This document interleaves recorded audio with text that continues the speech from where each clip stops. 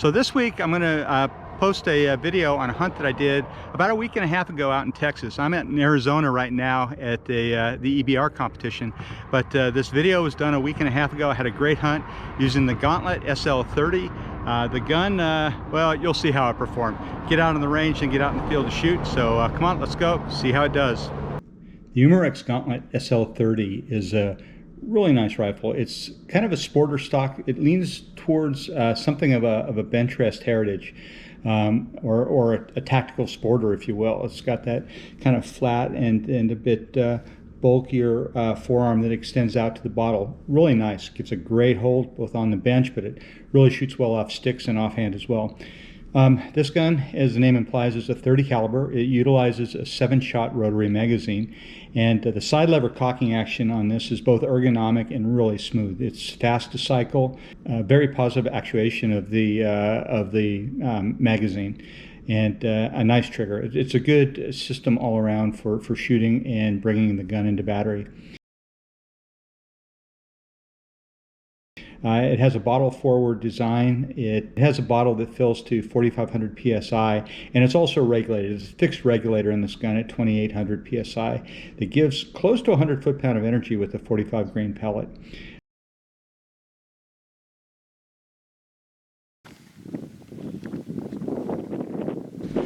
Here I am filling the gun up to 4,500 psi.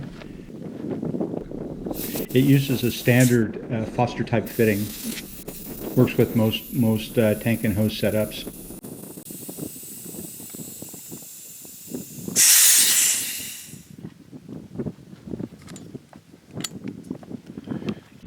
I found the magazine real easy to load. I was able to get the 7 shots in pretty quickly, especially when you got 3 times speed like I do with the camera right now. But yeah, overall it was real easy to load.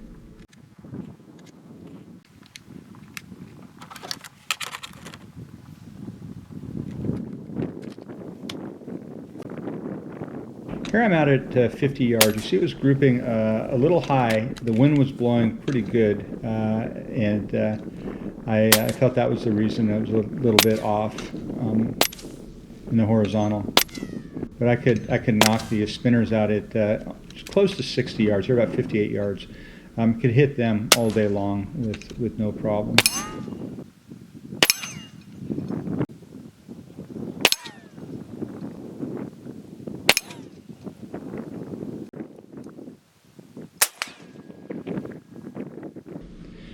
So I used chair gun to get an idea of what the trajectory with this pellet would be. I was using a 44.75 grain JSB pellet. It has a ballistic coefficient of 0.09, and I'm getting about 900 feet per second, which I'll show you in a minute.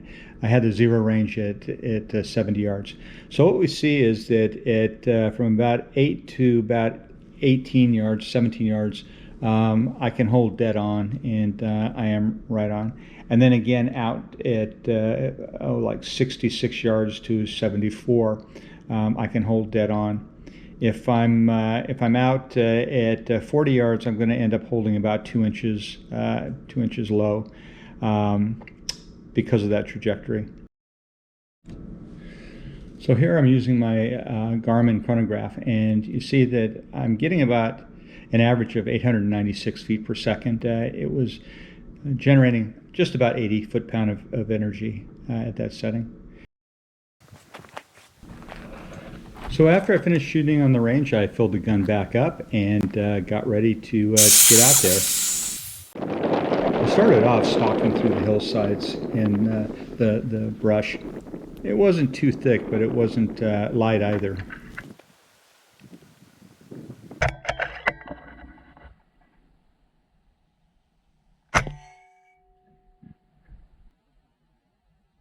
After bagging my first rabbit, I picked him up and moved on to see what else I could find.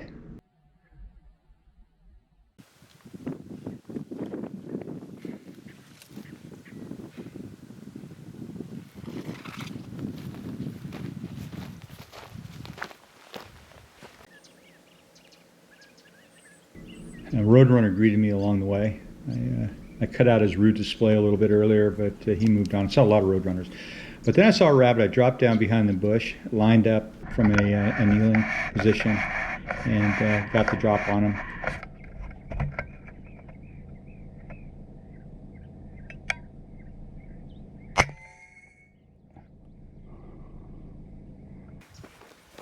Down he went, but as I was standing up and getting ready to walk out, I saw another one right over to the side I hadn't noticed before.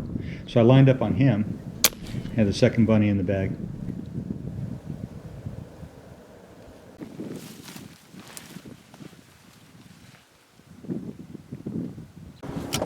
This was a cottontail that I saw. He saw me first and ran and held up right here, and he just held. He was down. Cottontail are really good for the pot, and picked him up. Quite pleased.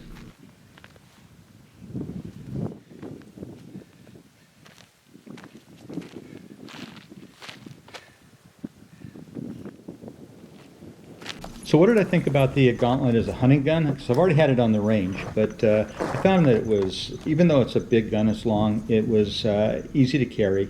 It balanced well. I found that I was able to shoot it offhand or off sticks equally well. Powerful, hit hard, and it was dead accurate. I thought it was a great gun.